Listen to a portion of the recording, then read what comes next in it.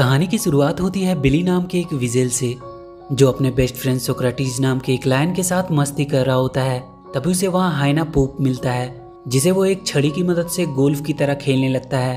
तभी वहाँ उसकी वाइफ बोनी आती है और उसे कहती है कि वो पानी लाने के लिए जाने वाला था, पर वो यहाँ टाइम पास करने में लगा हुआ है। वहाँ उस जंगल की क्वीन हाथी उनके पास आती है और कहती है कि इस साल उनकी नदियों में पानी नहीं आया है, जबकि हर साल तो इस समय तक नदियों में पानी आ जाता था, पर पता नहीं इस साल क्या हुआ। यहाँ से सीन शिफ्ट होती है और हम चार्ल्स नाम के एक चिकन को देखते हैं, जिसे कुछ ही देर में उसका शेफ डिनर में बदलने वाला होता है, पर वो किसी तरह से अपने आप को छुड़ाकर वहाँ से भाग जाता है। वो उसके शिप से बाहर कूदकर एक छोटे से बोट में आ जाता है, जहाँ उसे और भी कुछ एनिमल्स उस बोट पे मिलते हैं। उन सारे एनिमल्स को इंसानों की वजह से अपने घर को छोड़कर भागना पड़ा था। वो एक ऐसे जगह की तलाश में जा रहे होते हैं जहाँ अभी तक इंसान ना पहुंचे हों। उनमें से एक बूढ़ा टर्टल होता है जो उन्हें बताता है कि माइग्रेटरी बर्ड से उन्हें पता चला है कि यहाँ से कुछ दूर सेवेना नाम का एक जगह है जहाँ अभी तक इंसानों के कदम नहीं पड़े हैं। चार्ल्स उन सबसे कहता है कि वो उन सबको उस जगह तक ले जाने में उनकी मदद करेगा। इधर सेवेना की क्वीन सबसे कह रही होती है कि उनके पास खाने का स्टॉक्स भी खत्म हो रहा है और पानी के छोटे छोटे तालाब भी लगभग सूख चुके हैं, और अगर ऐसे ही हालात रहे तो उन्हें सरवाइव करना मुश्किल हो जाएगा। चार्ल्स और उसकी टीम भी सेवेना की खोज करते हुए उसके बहुत करीब पहुंच चुके थे।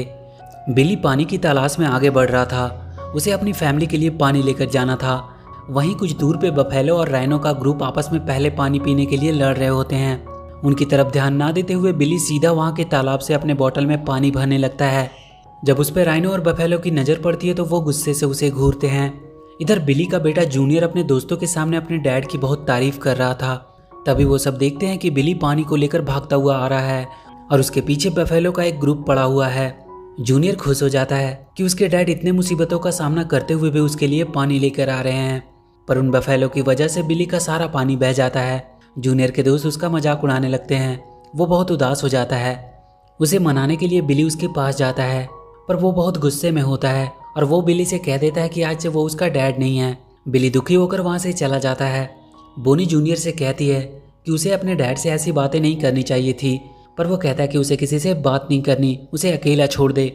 बिली अपने दोस्त सोक्रेटिस के पास जाता है और कहता है कि उसे उसके साथ पानी की तलाश में जाना होगा, क्योंकि उसकी फैमिली को पानी की ज़रूरत है और उसे अपने बेटे जूनियर को भी दिखाना है कि वो एक लूज़र नहीं है। सोक्रेटिस उससे कहता है कि वो कहीं नहीं जाने वाला है, क्योंकि वो यहाँ बहुत खुश है। बिली अकेले ही जाने लगता है।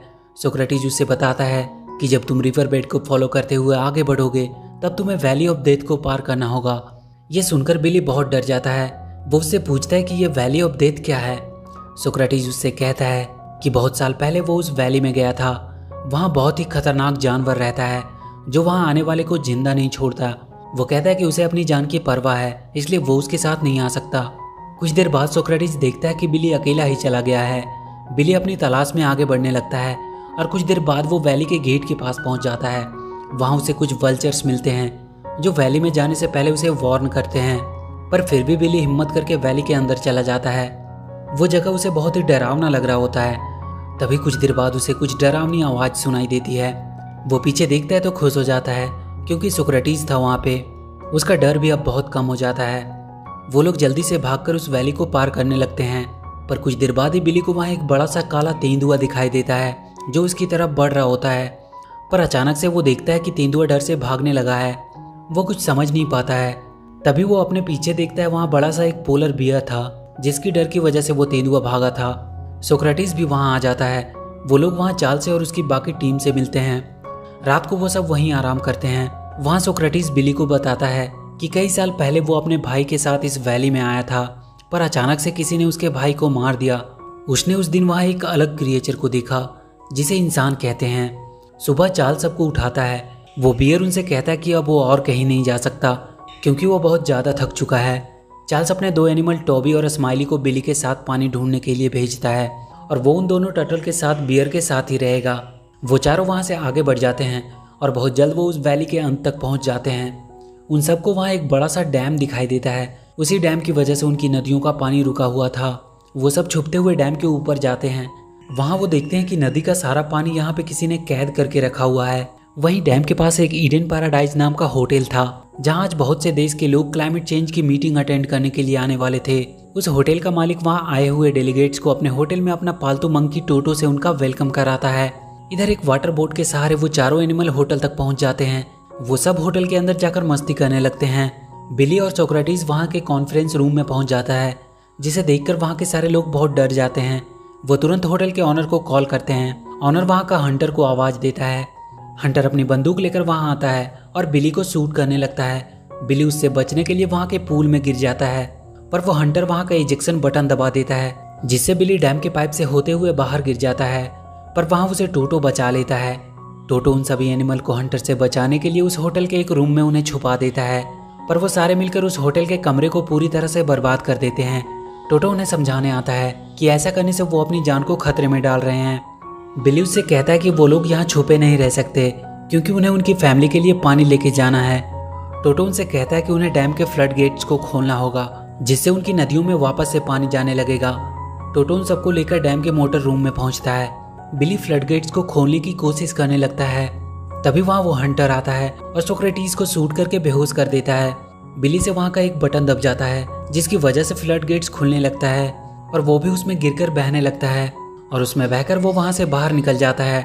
टोबी और स्माइली भी उसके थ्रू ही बाहर आ जाते हैं।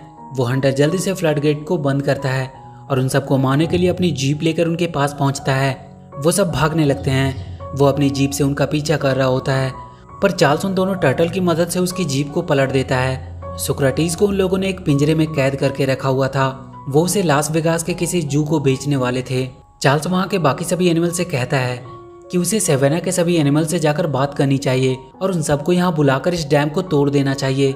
वो सब वापस से सेवेना जाते हैं और सारे एनिमल्स को इकट्ठा करके बताते हैं कि कैसे इंसानों ने उसके जंगल में आने वाले पानी को डैम में कैद करके रखा हुआ है, और अगर अभी उन्होंने कुछ नहीं किया तो वो लोग बहुत जल्द खत्म हो जाएंगे। और अगले दिन हम बहुत से जानवरों के झुंड को डैम की तरफ बढ़ते हुए देखते हैं, पर उनके साथ बफेलो और राइनो का ग्रुप नहीं था, क्योंकि वो उनका साथ देने से मना कर देते हैं। वो सारे एनिमल डैम के करीब पहुंच चुके थे। तभी वो हंटर एक प्लेन में बैठकर वहां आता है। वो उन पर एक मिसाइल दागने वाला होता है, पर तभी वो देखता है कि उसके पीछे टोटो है। वो उसे मारने लगता है और गलती से बटन दबने की वजह से वो मिसाइल वहां के डैम के पाइप के अंदर चली जाती है, पर वो फटती नहीं है। टोटो किसी तरह उस प्लेन को लैंड करवाता है। उस होटल के मालिक का बेटा माया सोक्रेटिस को उसके पिंजरे से आजाद कर देता है, और इधर चार्ल्स अपने एनिमल्स को डैम पे अटैक करने को कहता है। सब अपनी पूरी ताकत के साथ डैम को तोड़ने की कोशिश करने लगते हैं। तभी वो देखते हैं कि बफेलो और राइनो की टीम उनकी मदद के लिए आई है। वो सारे उस डैम को तोड़ने लगते हैं। डैम अब थोड़ा सा हिलने लगा था, पर इतना काफी नहीं था। तभी बिली को वहां एक हाइना पूप दिखाई देता है। वो तुरंत एक लकड़ी के डंडे से उसे गोल्फ की तरह ही शॉट मारता है, और वो सीधा जाकर के डैम के होल में उस मिसाइल को लगती है और वो फट जाती है। डैम अब टूटने लगता है। उसमें से पानी की फुहारें आने लगती है और फाइनली पूरा डैम टूट जाता है। सारे जानवर उसमें बहकर जंगल की तरफ जाने लगते हैं। सोक्रेटिस भी बिली के पास आ चुका था, और उस दिन के बाद सेवेना में कभी पानी की कमी नहीं हुई। सारे जानवर वहाँ खुशी खुशी रहने लगे। माया और उसके डैड भी ये देखकर खुश थे। और इसी के साथ ये मूवी यहीं खत्म हो जाती है। तो वीडियो अगर अच्छी लगी हो तो please do like and share the video, and please subscribe to my channel and press that bell icon